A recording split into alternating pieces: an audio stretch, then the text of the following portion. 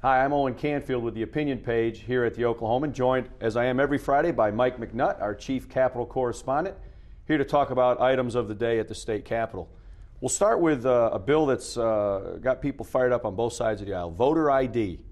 Yeah. The idea that what this bill would require is that you would have to show a voter ID card, some sort of identification before you could vote. Republicans want it. Democrats are not fond of it. The governor does not like the bill because it includes early voting, more time for early voting. He wanted that in a separate bill. Recap, if you can, and tell me what you think the prospects are of this bill. Well, the governor, as you mentioned, had a separate bill out there for making it more convenient for people, extending the time period from which people could vote in person absentee. Right leading now, up to the general election. Right. Now you can vote the Friday, Saturday, and Monday before a general election. This bill would make it Wednesday. Right. And Governor Henry suggested moving up like a week before, like Wednesday or Tuesday before the general election, giving more time. Well, and this all stemmed from the huge turnout we saw during the 2008 election for Obama. Exactly. Right. And he had a bill out there. The Senate committee didn't get out of the Senate committee.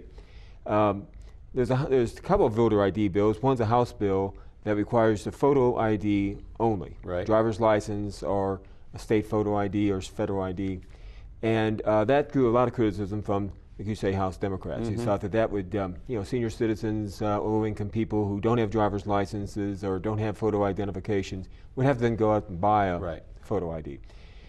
This bill that was approved by the House is a Senate version, which has a number of identification possibilities. A driver's license, any state-issued photo ID, if you're a state worker and have a photo ID, government, federal government, or tribal government, or your voter identification card, which is this little card here that every person who registers to vote gets. Right. Now, in the past, we were talking earlier, no one ever asked you to show that card when you go vote. Right.